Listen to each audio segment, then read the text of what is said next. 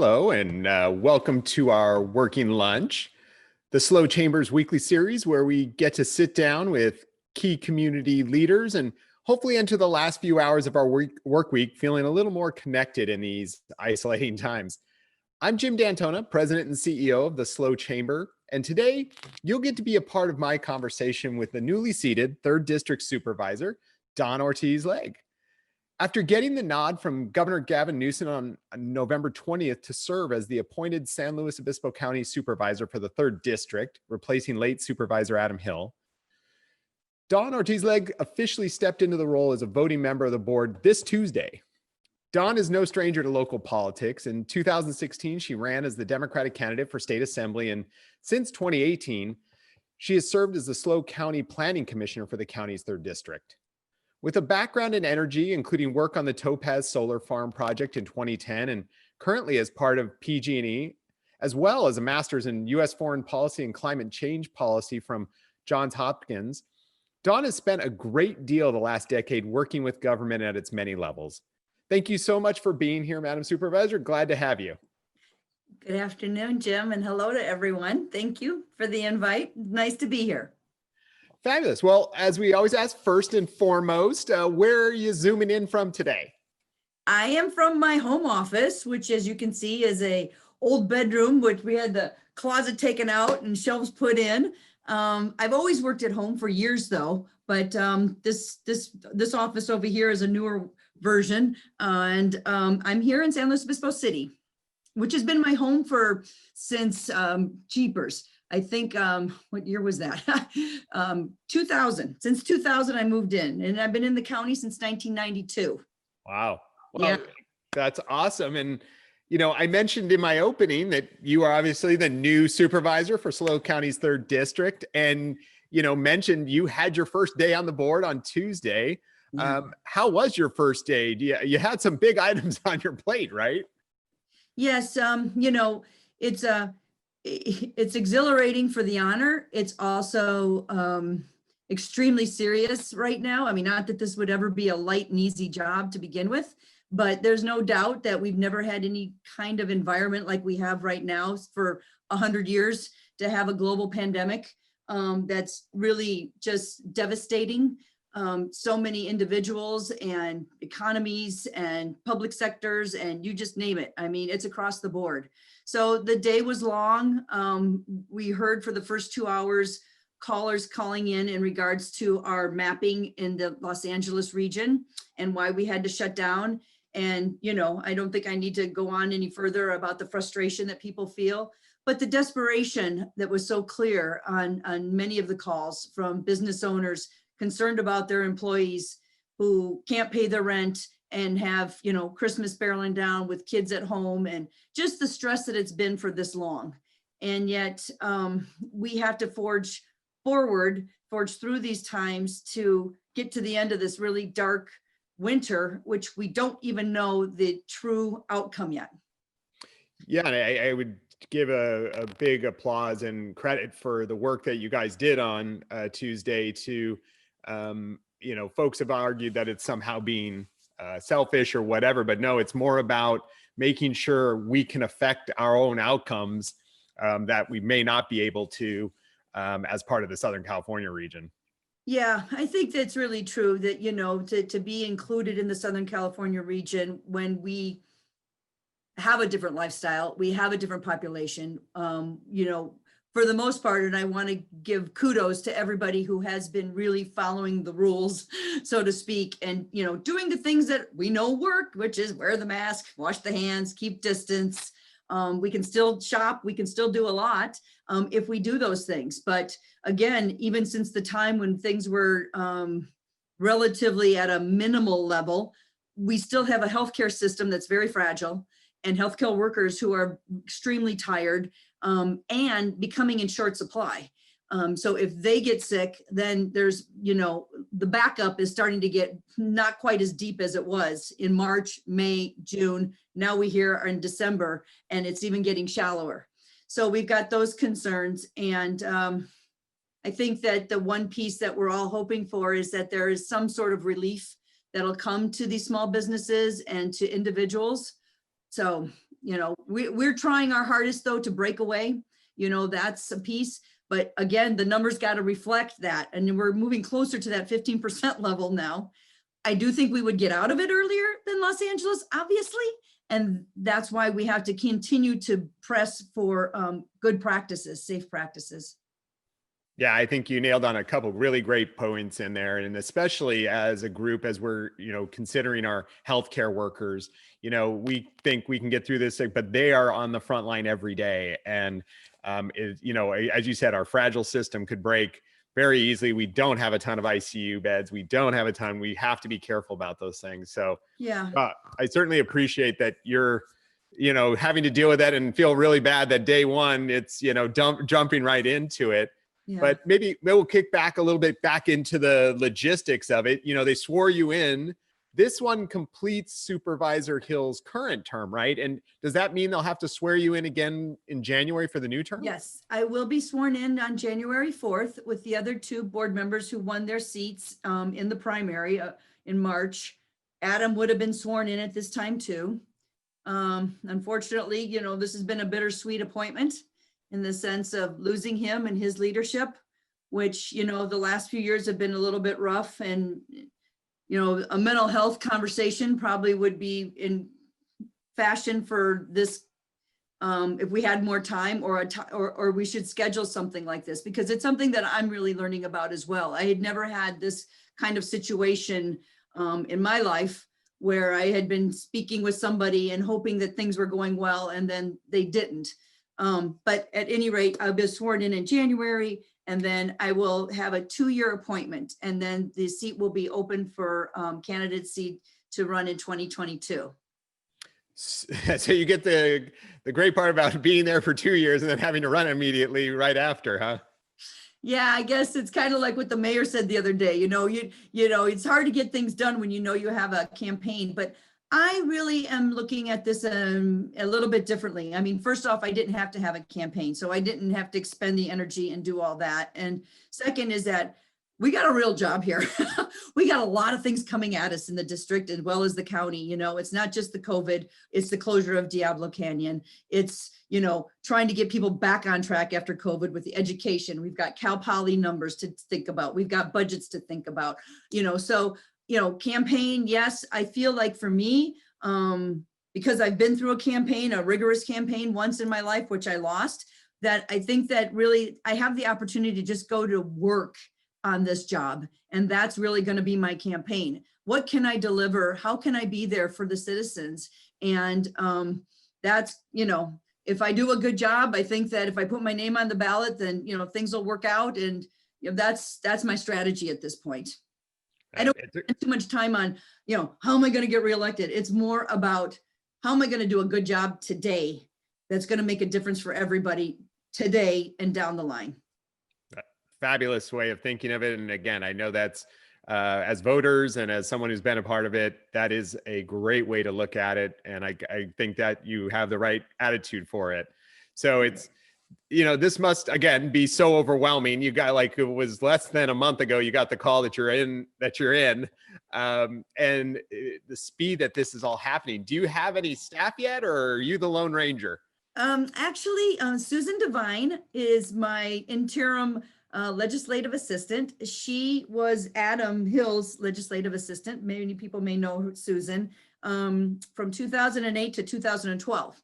So she's really happy it's Friday too. She's like, whoa, this is like, oh, I forgot what this is like. And she doesn't, technology's changed all these things, but she's there helping me and navigate things. And I have to say, county staff, wow, really been wonderful. And my fellow board members, they've been very welcoming. Everybody has been more than happy to help me out in any way possible. So it hasn't been that rough. It's, obviously the issue and the angst, and like I said, the desperation, that's tough to take. I mean, yesterday, as I mentioned to you, I hopped downtown to do a little shopping, and really it brought me to tears. Just watching and seeing and driving through, and there were people in the stores, but knowing that there's a ton of restaurant workers, knowing that people need haircuts and all the other pieces that go with that. And then coming home and my neighbor works at French Hospital and she gives me another perspective. So it's weighing those perspectives all the time about what's happening out there, and it's a lot. So the emotional burden, I guess, is the one piece. The actual tasking is, I'm used to working hard.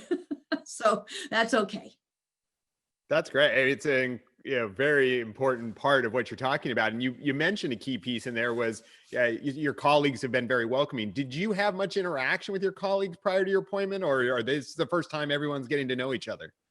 Well, I actually, Debbie I've known for years because of the Topaz Solar Farm is in the Cresa Plains. And at the time when we were developing it, she was the legislative assistant of Senator Sam Blakeslee, then Senator Sam Blakeslee.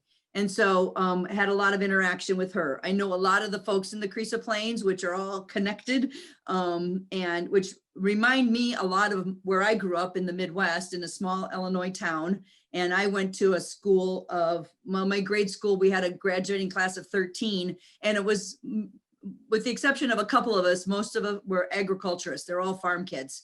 So I'm very comfortable in those environments.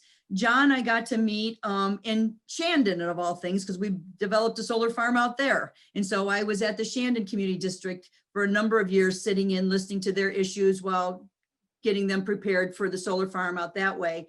And then Lynn, I had time with at the EVC board. And so there was a number of initiatives that went forth. So I do have relationships. And of course, Bruce, I've known for a number of years as well. So, it's kind of, there's a lot of familiarity. That'll certainly be helpful in trying to, figure out where all the pieces are coming together. So yeah, it's good to hear. Yes. And I'm happy about that. So fresh start. Yeah, that is again a nice way to kind of kick into it. But taking it back a bit, how did you get first started in public service, and what drew you to this arena? Was this were you a public service family, or is this just something that you've taken on? I know we only have a few minutes here, but really my awareness of politics, public services, I have a very distinct memory of 4th grade, and I was reading the Diary of Anne Frank, and I was watching the Vietnam War on TV as a 4th grader. And it impacted me. It really impacted me. And political science, current events, history, American history, world history were my best subjects. And so a little known fact is that when I was a senior in high school, it was the 1976 election with Gerald Ford. I watched every Watergate hearing too. I mean, I got a history. I remember the conventions on TV. For some reason, I've always been glued to it. So I had a poster in my bedroom about, the size of this closet of Gerald Ford. I love Gerald Ford, and I'm a Democrat now, but I was a very big Republican, and I grew up with, Land of Lincoln, baby. So it's been a long time coming, but when I got to college, I told my career person that I wanted to be in, what do you think you're interested in? Political science. Well, this was 1977 after Watergate, and the apathy in America was very high. And she's like, well, what are you going to do with that? Well, I was just a small Midwest girl. I had no idea. So I'm like, I don't know. Well, okay, I'll change it. And I think I went into advertising or something that I never was successful at. And so interestingly enough, as I told Governor Newsom on the phone, I feel like because I didn't just go into political science at that time, I actually did a number of things. It actually prepared me very well for this moment right now. So I had 20 years in international business. I worked in electronics field in international business. I always worked in agency kind of interaction. So helping business navigate government, the regulatory field. So I've done that the majority of my career. So in some ways I'm on the opposite side of that, but I think I bring a perspective of the frustration that business has in dealing with government regulations and all of that. And so, it all came together this year.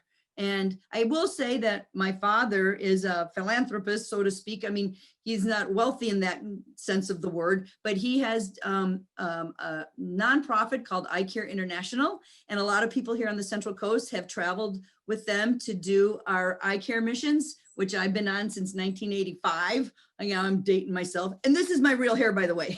I don't dye my hair, but I am old. But anyway, yeah. So public service, my father was very much got that. My parents, always giving back to the communities, both locally, internationally, nationally, all of that. So I guess it's in my DNA. It's an incredible training for an elected official to have that. I mean, coming from that business sector, I know I represent a business organization, but as someone who's worked in government, to have an elected official or a representative who's been on both sides, I know is incredibly valuable. And then even with the dedicating to the public service side for your nonprofit with your father and stuff, it's going to be an incredibly useful experience for the breadth of knowledge you have for this job in the county. Yeah, I do think I bring a lot of experience to this job at this point. Obviously, times go by, things change. I've got a lot to learn. I think it's one of the things you realize as you get older is that, matter of fact, I think one of the people I worked for initially when we were building the Topaz Solar Farm was Catherine Arbite, and I hold her in high regard. She was 35 years old, and people would say, how do you like working for younger folks? And I love it. I really love it. I'm just, and don't forget, I did my master's at the age of 47, and I was the oldest person in the class, in a class that was 200 and some people in Bologna, Italy. So we were very close. And at Johns Hopkins, they have a graduate program that's based in Bologna. It's a foreign policy program, and it's international public policy in general. So climate change was part of it. And it really gave me the sense of, in the long run, I think everything's going to be okay in the world, because I have a lot of faith in the generations below me. Well, that's incredible, and an incredible experience that you have. Again, I think it's going to work wonders for us as a group that it gets to have you represent us. So, kind of looking back to your run in 2016 for Assembly, were there things there that you learned from that campaign that are going to help you kind of in this new role? I think one of the biggest things, and I don't know if I would want to give a shout out to Carl. All of a sudden I've forgotten Carl's last name. Everybody knows Carl, right? Carl, but I really feel like the one thing I learned, and it was, I remember the day that Carl was asking me about it, is that be yourself, just be yourself. And running for the first time is always is a little bit nerve-wracking. And I think the one thing I learned was to listen to my gut. And I feel much more solid in that perspective now. And my footing is a lot more on the ground in the sense of, I gotta be me. And I think the other thing is that it's really important to note that I wanna take all the experiences that we just talked about and put it to good use for what's good for the county. This isn't about what's good for me. This is about what's good for the county and for all the citizens within the county in District 3. And so that might not make everybody happy, and that's just kind of how it works. Being a moderate, that's typically what happens, and I am a political moderate. So, and that's because I've been to both sides of these places. And I really, as I've said, I've been on the streets at one time protesting the Iraq War. Earlier in my youth, as I talked about, my first vote when I got to be 18 was for Ronald Reagan. So I've had this kind of, thing, and now I find myself here. And I just feel like, I want to get things done. And I feel like this is where you can get things done. And when you come into the building, as opposed to being out on the street, it's when you can try to, effect change in a real positive, tangible way. I love that comment. That's tangible, so great. Working for positive always. Yeah, it is. I mean, there is something about being on the street and showing the voice, but there's also something about coming in the building and solving the problem too. And those don't usually come together right in the same place. Well, and I think it's really important to be mindful of what's happening on the street, obviously. So I don't take any of that lightly. I mean, that's a commitment to have voice and to go out there and to have the passion and believe in something or know that something's wrong that needs to be voiced. But I also know that it can only go so far too. And there is a chance that you have to kind of shift gears a little bit in order to be where the decisions are made. And that takes a lot of time in meetings. And so, you know, some of my old activist friends, they're like, how do you do that? Sit in the meeting. Well, that's really where, you know, I mean, talking about the Sustainable Groundwater Management Act, for example, you know, I just happened to be, because I was at First Solar, being in a lot of different planning commissions in Santa Barbara County, Monterey County, San Luis Obispo County, Kern County, that I had to sit at those years were the years that Sigma was being processed. And so I've listened to different counties' perspectives and people's concerns and what that's about. But that's kind of how you learn about how policy is made, is just sitting there and listening and participating as best as possible in a lot of meetings. Sadly, yes, I know. And I know how painful it is to sit through the meetings, but it is where some of the best work happens, and you learn some of that. So I know we're very early into your new appointment, but has there been a particular issue that constituents have already asked for you to tackle right off the bat, or that you're going in kind of with already? Well, the one issue I think that is, besides the COVID, is the closure of Diablo Canyon. And this is really the impetus for me to leave my career and put my name in the hat for the appointment. I feel it's really critical to our community about what's happening in these next years and how we get to decide on what our future is going to be, tied to that incredible asset out there. So we had a chance on Tuesday to vote for some funding on items that are going to help us navigate this impact. Funding REACH, one of them. And I had been kind of out of the loop for the last couple of years with my job. I spent a lot of time in Santa Cruz and Monterey counties for PG&E. But coming back in and looking at what's going on at REACH, I was just like, it was just perfect. It was wonderful. I was very happy to see the regionalism impact. I thought there's a lot of things that they're offering and the people that are involved, and I'm very excited to be behind that. So that is, they're looking for economic championship kind of things. We need champions in the economic sector right now. Adam was that champion for a long time. So that's really a driving force for me. Obviously, there's other issues. There's mental health issues, there are homeless issues, the housing issues, all of these things. But it really goes back to me to the fundamental foundation of our economy and what has been and what it's going to be. Because we can do so much more when we have a robust and diverse economy, which is really the driving factor of again, why I chose to participate in becoming a supervisor, as well as what happened on Tuesday. We also funded the program that is going through Cuesta College for a mechanics of aviation, it's aviation and unmanned aircraft and all of that kind of thing, which is going to be really terrific for high school students that are looking for something sexy to get involved in, so to speak, because it's all of the stuff with satellites and things, and it's a mechanic level, but it gives them an opportunity within 2 years to have a really good foundation for an income. And so starting at $50,000. So that was a good win. So there was some hard things on Tuesday, but there was a lot of good stuff too. It's so great to hear that, again, taking in that role from looking right in front of us, right? This what's happening with COVID, but also, as you were talking about right there, you talked about REACH and Diablo and some of those long-term, because if we just focus on the 5 feet in front of us, we're going to get to that and go, okay, now what? So right.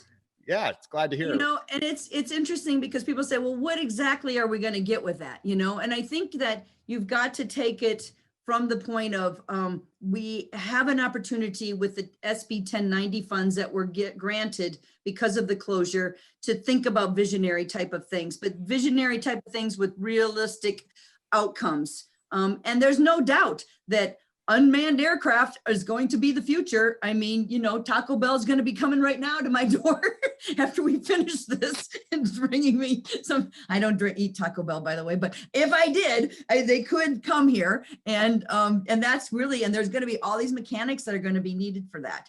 And the other part, and I want to make this very clear, is that, you know, I really learned, even though I've been self-employed for the majority of my career, with the exception of the last 2 years at PG&E, and I'm talking 30 some years of being self-employed. It was my experience building solar farms that got me to recognize the importance of our trade unions and organized labor when it comes to the crafts, electricians, plumbers, laborers, operating engineers, steel workers.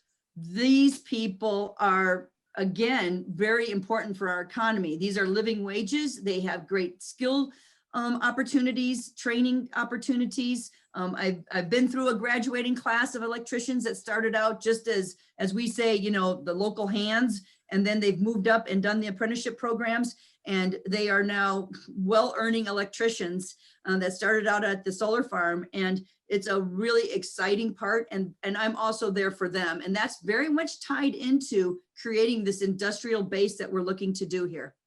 And it's doable, folks, it's doable. Yeah, and it's a new worker that it's not, you know, again, that it can be electrical, but there's a new way we're working the electrical. It's not the old school.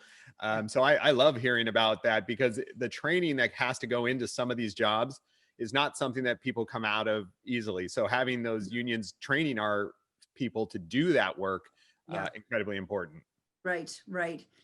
Well, so kind of looking at the, you know, all that the pandemic has thrown at us, are there silver linings or changes that have occurred because of the pandemic that you hope may become permanent?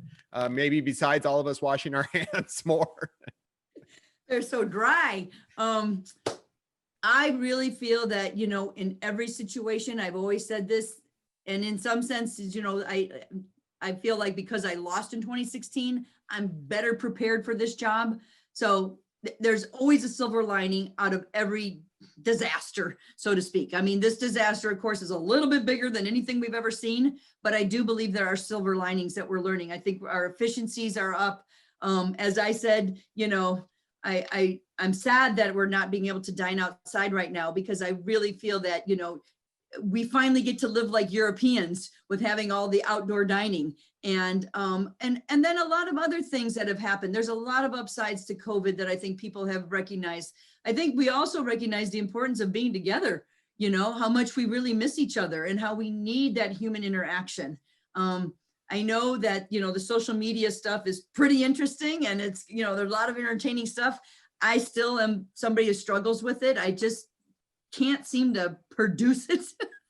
And I'm sorry about that, folks, but I'll get there because I have so much to say, and I start, and then you know, it's like an essay. I just have not mastered that. But in the long run, the thing I like is I like to be with people. I love people. I have passion for people. I like to be together. And, you know, I think there's going to be a lot of upsides that we're going to be really happy to be together on. And I think the fact is now we've got to figure out how we're going to, one, help the economy here locally, the musicians, the artists, the small businesses, the hairdressers. I mean, the list goes on and on. So, you know, just joining together as a community as much as possible. It's definitely one of the things, you know, as someone new to the community, that I saw immediately was how quickly this community pulled together to get to save. So yes, none of us want this pandemic, but there are some things we've seen. I think the other thing too is that initially I was calling it, you know, time for America to get real. I think we were on a pretty good high, so to speak. I mean, the economy was just humming along. Everybody's, you know, doing not too badly. There's a lot of people falling through the cracks. So I got to be careful on how I say that. You know, in our community, we've got both, but this thing really kind of jolted folks, I think, to really take a look and give it an assessment on their life, their values, what's really important, how many things we take for granted. And so again, not that I would call it an upside perhaps, but it's a moment to get real. It's fabulous. And we're already out of time, and this has been such a fun conversation. And, we at the Chamber obviously look forward to spending a lot of time talking with you on all the things that are going on. But I know it's only your first few days here as a supervisor, but if folks were wanting to email you a question or a comment on issues, has the county even set up an email address for you Oh, yet? yes, I have an email. I have a phone number too. So my email is D Ortiz-Legg, all together, DORTIZLEGG @co.slo.ca.us. That's the one we have.